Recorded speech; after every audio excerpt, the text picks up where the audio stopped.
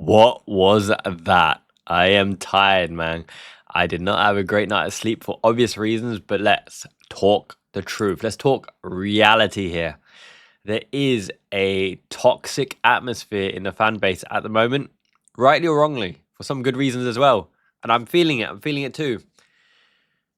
When over half, let's say even 70, 80% of the fan base are questioning a Premier League winning manager in his second season after having a 400 million, 500 million pound spending bender in the summer. Yeah, there are some big issues here. Now, the biggest issue and the biggest what the F in world football is why are we chipping the ball to Mo Salah constantly? Is it a ploy by Gakpo to bring it on his weaker foot, left foot, to chip it to Salah at the back post against Harry Maguire, Batista Licht, even Luke Shaw who bodies Salah? And Salah's lost all pace. Absolutely. Did you see Casemiro running Salah down when he apparently injured himself? Now, Mo Salah's been one of our best free players in recent memory, behind King Kenny Dalglish and Steven Gerrard, Stevie G. But he's lost out there. He can't play out wide. And unless the system designed for him in an inside forward, he's an absolute liability at the moment. He may come good. He came good last season when the season was built around him. The system was built around him, giving him chance after chance. He's never been a good shooter. He's had great off-the-ball runs.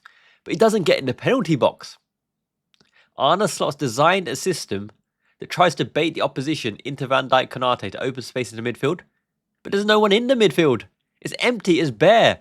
All of our players are in a straight line against the opposition's back line, which lets them play 5 or 6 players at the back. He signed Alexander Isak, one of the best Premier League strikers, right? The envy of all teams. Arsenal were like, why didn't they go after Isak? Newcastle didn't want to let go of Isak. And you give him no service. He thrives off the Jacob Murphy cross. He thrives off the battling in midfield to play him in early. A Tonali ball in early and Anthony Gordon playing him in from the wide areas, flashing the ball across.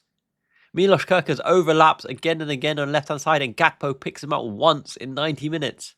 Maybe twice, if he's lucky.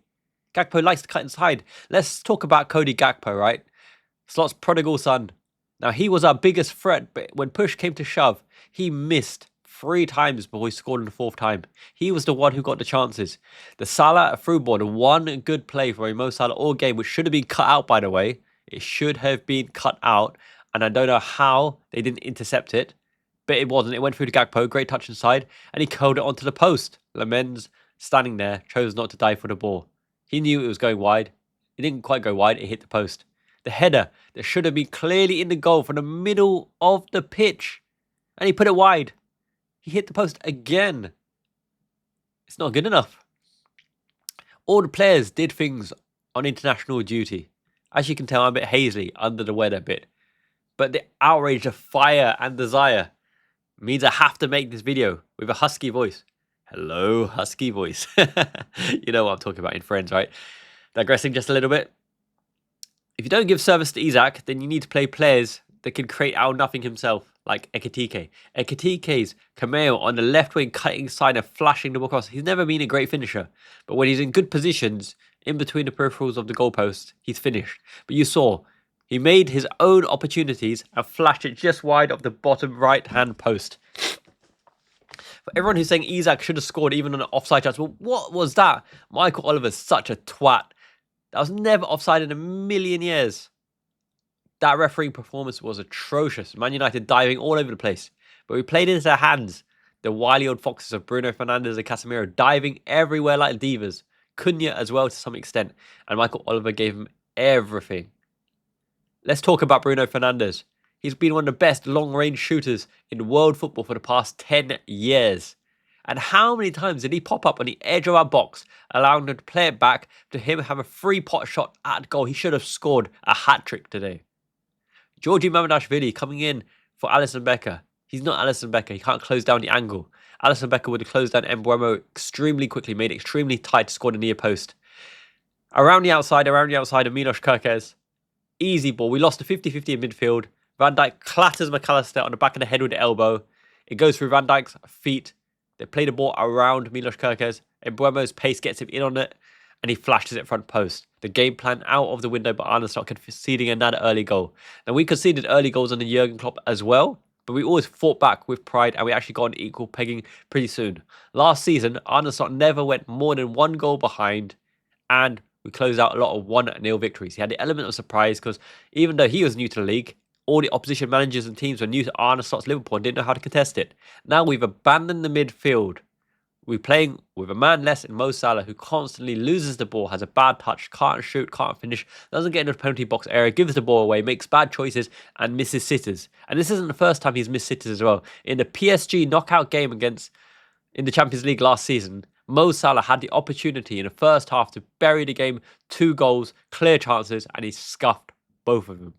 He's messed up in big games. He doesn't score in finals as well. This is not rewriting history. This is just the facts. He's helped us win the Premier League. He's helped us dominate with Trent when the system was built around him. But now the system has to be built around Florian Wirtz, who is our second record signing, Alexander Isak, who is our record signing, Hugo Ekitike, Frimpong, Kerkez, and the like, who are coming in as well. The old guard Van Dijk and Alisson Becker deserve their place, but Robertson also deserves this place on merit on occasions. When you're looking for crosses into the box, when you're looking for leadership, he is still capable on the pitch, delivering 7, 8, 9 out of 10 performances because he's used sparingly and not burnt into the ground.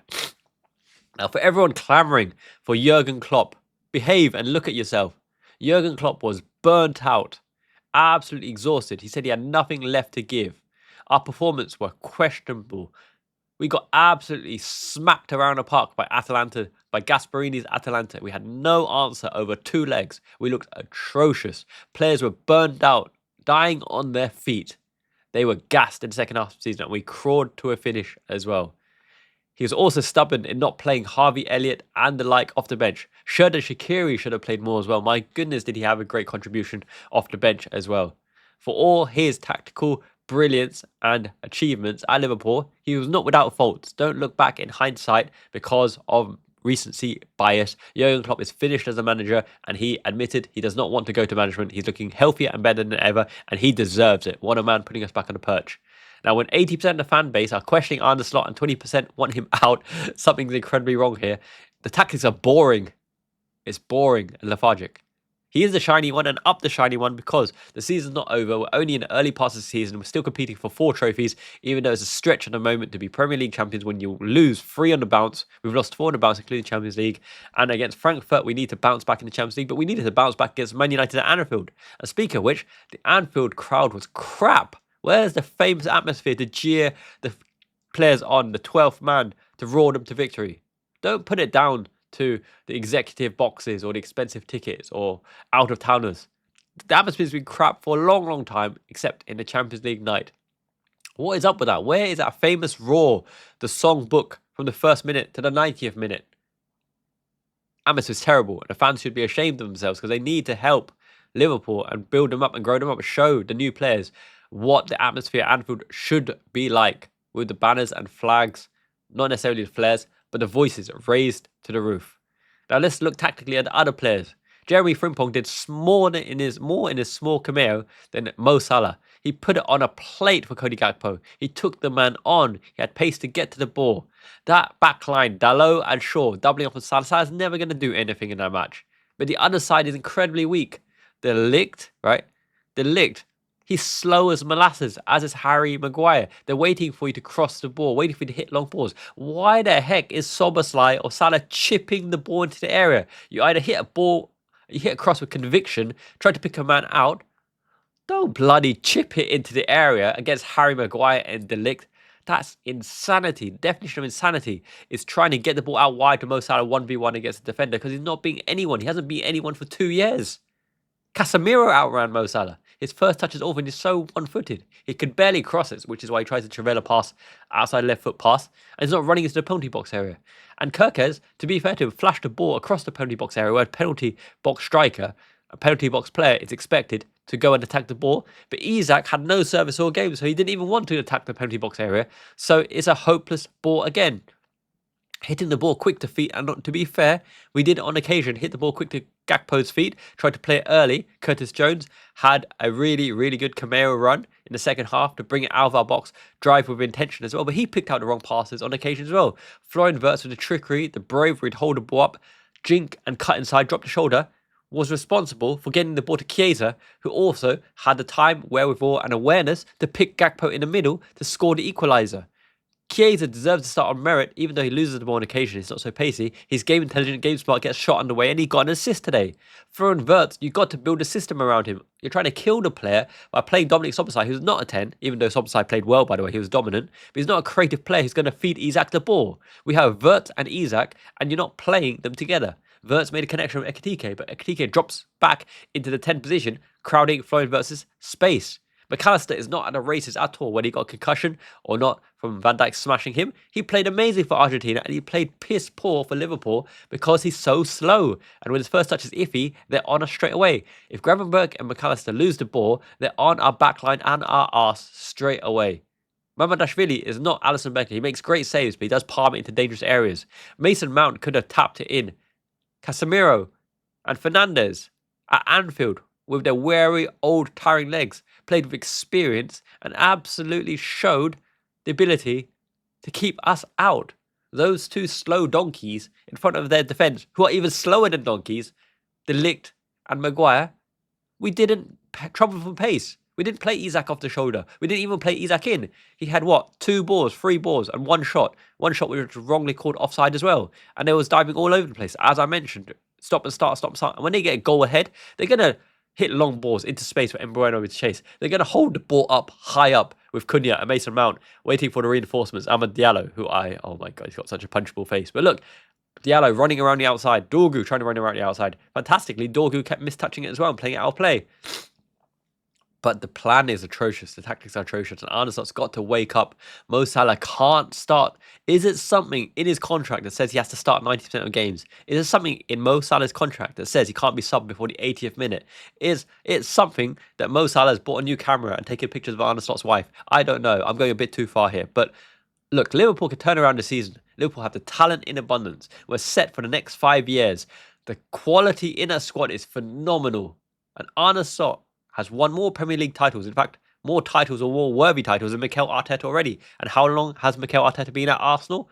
So you don't doubt his tactical brilliance, but you doubt his stubbornness. Is it stubbornness? Is it stupidity? Is he unwilling to see what everyone else can see? Salah is not necessarily completely finished, but he should not be playing on this form because every time the ball goes to Mo Salah, you expect him to lose the ball, get tackled, make the wrong decision, fluff the chances, or do nothing.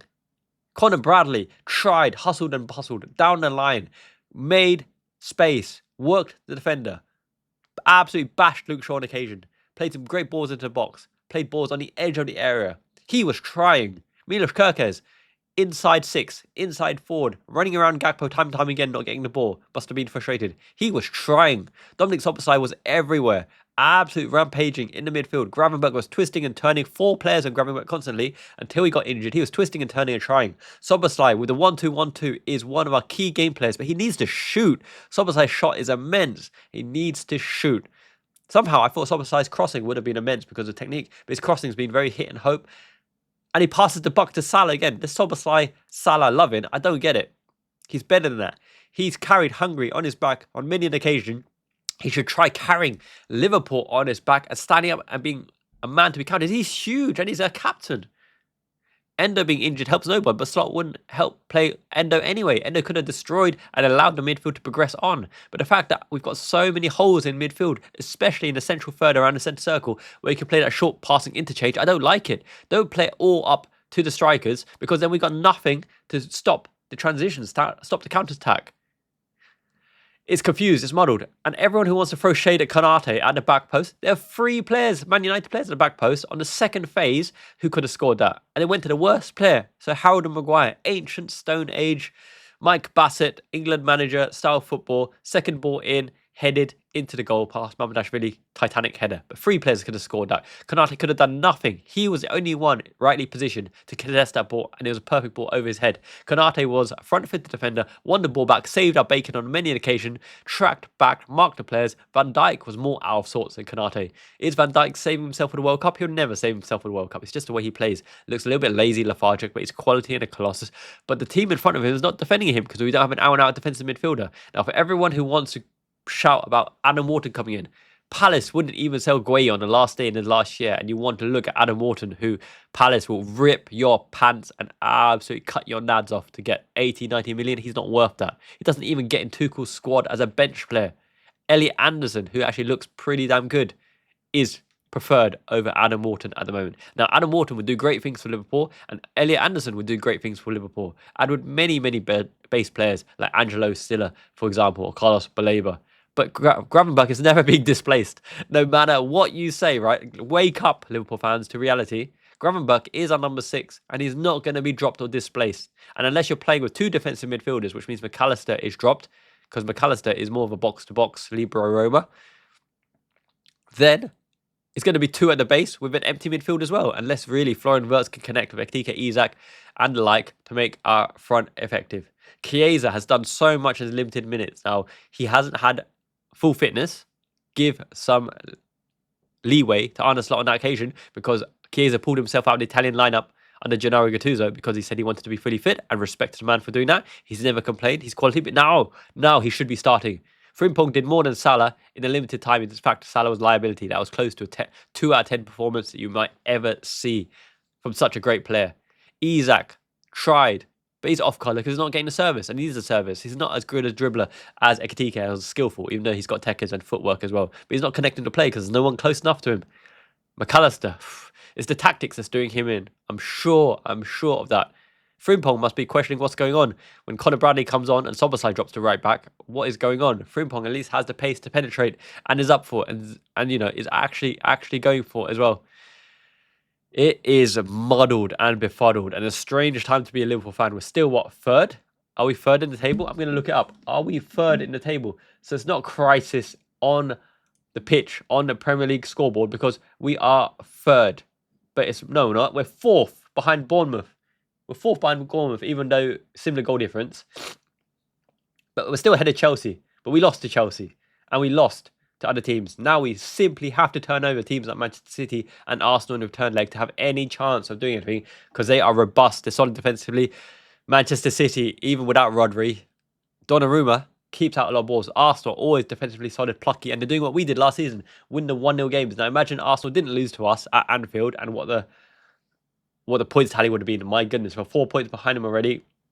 It's not looking promising. And those mid-table teams like Villa and Crystal Palace, they're going to need to buck up their ideas and take points off Arsenal and Man City for us to stand a chance here. But it's just not good enough. The performances are lethargic. The players are clueless with the tactics. Tactics are clueless because we're banning the midfield. We concede so many chances. And why do we lose so many second balls? Now, there's something to be said here for the fact that Darwin Núñez and Lucho Diaz were pressing monsters. Diogo Jota, our eternal 20, rest in peace, my friend. He was shining upon us. He was doing his best to carry us through some dodgy games at the start of the season. But even him with his FIFA controller can't carry us out of this bad form. We're losing every second ball. We have no Gengen press. We have no coordinated press. We're not turning over the ball high up like we used to. Only Szoboszlai intercepted one occasion and put us on a good foot. But even then, when the ball goes out to Mo Salah, it's a wasted opportunity. When the ball goes to Cody Gakpo, he's got no creativity, no ability to play a through ball or a pass. He can only shoot, cut inside and shoot, one-dimensional. It's confusing. It's so confusing. The press is not working at all. We barely look like we're putting effort in the press. Ekitike, Isak, Salah and Gakpo can't press like Jota. Can't press like Sadio Mane. Can't press like Luis Diaz. Can't press like Darwin Núñez. Now you're appreciating Darwin Núñez. Even though he fluffed the chances, he had the ability, the running power, the energy, the stamina, and the game intelligence. Yes, game intelligence to make the runs, to make the chances, to get on the ball. The ball would come to him because he makes his own chances. But even then, the system wasn't designed for him. So he fluffed the chances when in his uncomfortable area. But when he had good opportunities, he did fluff the chances. But at least he's made the chances. We're not even making the chances at the moment. In terms of the clear chances we had, in terms of clear opportunities, we're not finishing them. It's not for lack of effort or that Chelsea and against Man United, but when the ball came through to shots on goal, that we fluff them. It's the strikers and the finishers not doing their job, especially Mo Salah, guilty at the back post. Freedom of the park, right-footed pass into the bottom corner. Hesitate, and then a worse outside foot, left-footed shot that will never go in a million years. It's tiring and depressing. This is a proper rant. This is a proper perspective. What we're doing well is Konate is going through the adversity of the contract situation. Georgi Mamadashvili is trying to settle in, making some big saves. Frimpong is hustling and bustling, but doesn't look game intelligent at the moment from a deeper position. Chiesa is a one bright spark, but he's not being played by Arne Slot. It's absolutely clueless. He must have fed Slot some poisoned spaghetti or something like that, or undercooked carbonara. I don't know. But he's not getting picked at the moment. Wataru Endo has never let the team down when he plays with the first team. Defensive shield just lets the players get on with it, keeps it simple, wins the ball, returns it, gets the crowd on their feet by crunching people. He's not being played as well. Florian Wirtz is a big money signing. It looked incredible. Arne Slot's bigged him up in terms of he could have had 6 or 7 opportunities and assists already. And Arne Slot's not playing him, benching him. What's that going to do for his confidence? You saw that face on the bench. What is going on? Ekitike is our best signing and best striker on merit so far, and he's been benched for Isak, who hasn't had full fitness, and this is on Arne Slot as well. When Isak, Ekitike are on, and you have the ability to take off Isak or Mo Salah, and Mo Salah is completely off colour and off key, and not even at the races, and Isak needs a goal for confidence, needs to get that partnership with Ekitike and with Wirtz actually finding someone who can feed him as well as Chiesa, game intelligence. He subs Isak and not Mo Salah. Even though Slot said Isak's season starts now, Isak's season starts now because he's had back-to-back 90 minutes and full performances with Sweden, even though Sweden won't make the World Cup with Gyökeres and Isak. So as it stands right now, Isak's a bit of a flop. Wirtz hasn't got an assisted goal through other people's fault, but the fact that he hasn't got it makes him a bit of a flop at the moment. Jeremy Frimpong can't nail down the right back starting slot. Conor Bradley's immense, so don't take that back on him. Jeremy Frimpong's hustled and bustled, but on the face of it, that Frimpong from Leverkusen in an undefeated season, so he's a bit of a flop at the moment. Ekitike has scored goals, has won us games, has looked skillful. He's not the best finisher. I never said he was the best finisher. The highlight reels proved he wasn't a good finisher, but he's doing good things and making chances for himself, so he's been a success. Milos Kerkez, for everyone who wants to label him a flop, what do you expect him to do? The ball never comes out to him. The strength is, when he overlaps, his energy to whip the ball in. He's got good technique on the whipped ball. He's not a playmaker. He's not a through ball maestro. He closes the gap. He closes the passing lanes for the opposition. I think he's been okay. Hasn't been a complete flop, even though a lot of people want to label him a flop. Tactically, he's doing the right kind of things. But my goodness, Liverpool need to buck up their ideas pretty soon because it's so disheartening. 4 losses on the bounce, unheard of. Even if they go 5 losses on the bounce, that is an outright slump. People who want to sack Arne Slot, behave and get over it. Arne Slot's more likely to win a new contract than get sacked. We've got the makings of the next generation, a golden generation, shiny generation.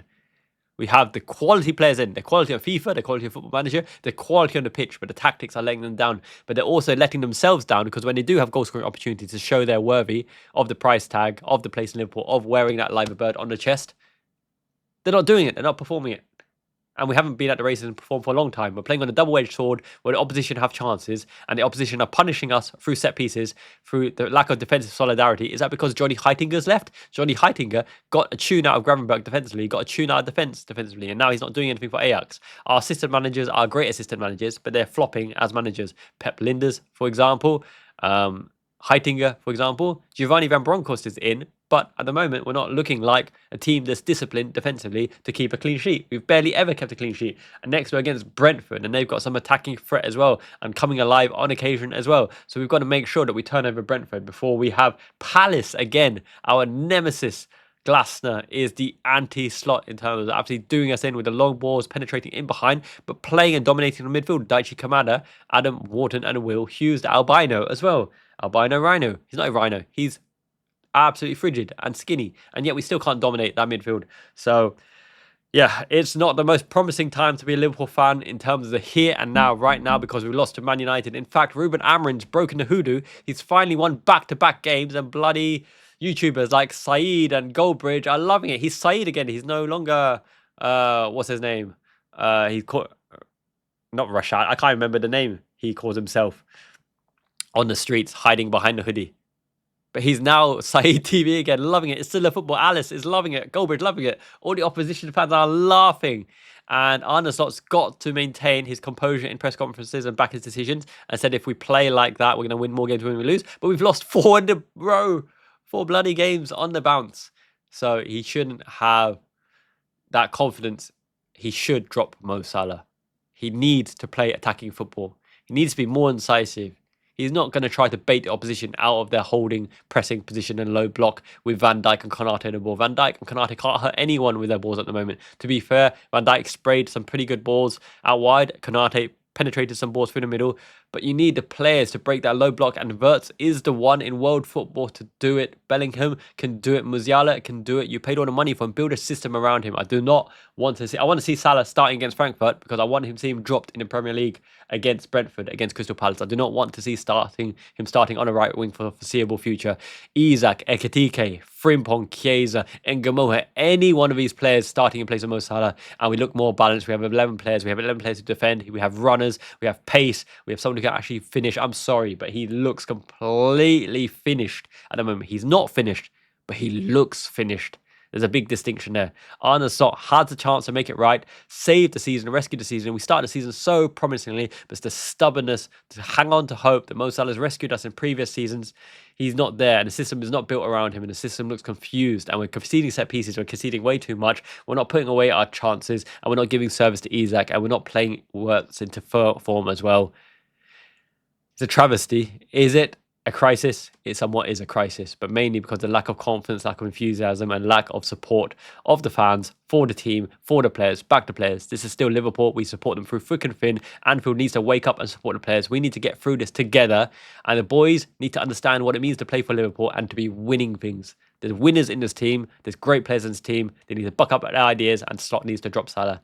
That's it. Miyazaki man, Ichiban, thank you for joining me in the live stream. Subscribe if you haven't already. I tell it like it is. On good days and bad days, I never shy away from controversy. I always bring the positivity and the balance and the thought from a coach's mindset. So please subscribe, help the channel grow. Become a YouTube member if you haven't already. Congratulations to everyone who's gifted YouTube membership. Jamie Rennie, you are the best of us. Thank you so much. Make sure you thank Jamie in the comments below. Thank you to everyone. John, Kim, Alim, everybody, Christine, Susan, for popping up in the live stream and contributing. You guys are fantastic. Much love. Miyazaki man, Ichiban. It means the best. You guys are the best. Jane, ciao. Not a great start to the week, but I need some sleep. Until next time, peace.